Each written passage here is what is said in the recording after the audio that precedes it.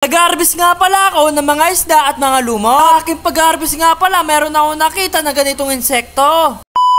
Ngayong araw nga pala ay pumunta nga pala ako sa aking mini farm. Agad ko nga pala dito tiningnan yung aking mga alagang manok. Grabe guys, ang lalaki na nga pala nila. After that nga pala ay sinilip ko nga pala itong mga alaga kong isda. Sa sobrang katagalan nga pala ay dumadami nga pala ang lumot nito. Merong lumot na nakalubog at meron ding lumot na nakalutan. Kaya naman bumawas ako ng lumot na nakalutan tapos nilagay ko nga pala sa kabilang rep top. Ang nakalagay nga pala dito ay puro full gold. Dito naman sa kabila ay puro EBM. Tapos titingnan nga pala natin mga katampi yung pinakailalim nito. Dami nga pala lumot dito sa ilalim mga katampi para mga buhok. Kaya naman ay kukunin na natin. Ginawa ko na nga pala itong tray. Para sa ganon dito natin ilalagay mga lumot. Tingnan natin mga katampi kung makakadami tayo. Kaya naman nagsimula na nga ako kumuha. Grabe, isang dakot ko nga pala dito. Sobrang dami agad. Kung nakakain nga to mga katampi ay ibo sa akin to. Subalit hindi naman. Dito nga pala ay daan-daan nga pala ako. Baka may sumama ng mga isda. Bali hinawi-hawi ko nga to mga katampi. Baka kasi mapasama yung mga fry. Grabe guys, sobrang dami talaga nito mga katampi. Halos sinubuan ko kasi ito hindi biyabawasan ng mga lumot. Hanggang sa meron nga pala ako nakita dito. Nakita ko na naman itong insekto. Nakalimutan ko na naman yung pangalan nito mga katampi. Basta dragonfly siya mga katampi. Ito nga pala yung mga nag-uubos na mga fry. Sobrang busy ko nga pala mga katampi. Hindi ko lagi sinisilip yung aking mga palaisdaan. Kaya naman busog na naman yung mga dragonfly. After that nga pala nandito na din ako at magbabalot na nga pala ako ng order sa akin. Meron nga palang umorder ng EBM. Kaya naman sumantok na nga pala ako dito.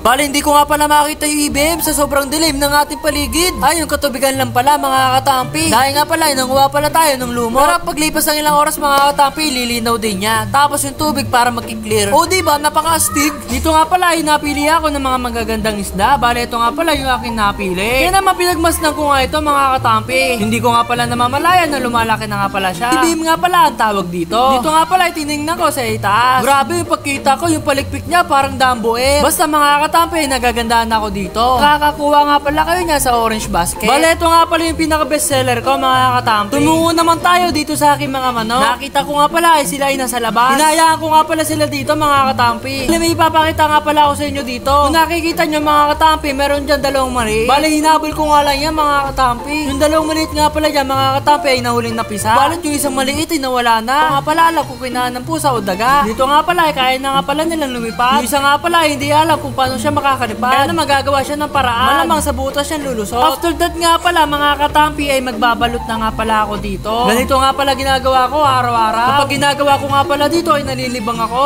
Bukod doon kumikita pa. Kaya naman maraming salamat sa inyong pag-order. Kukuha nga pala ako dito ng karton. Nagulat nga ako dito mga katampi. Meron nga pala 4 na itlog. Kaya naman hanggang dito na lang aking istorya. Paalam nga pala sa inyo at bukas ulit.